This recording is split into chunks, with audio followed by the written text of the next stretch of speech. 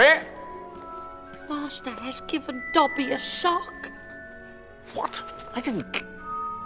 Master has presented Dobby with clothes. Dobby is free.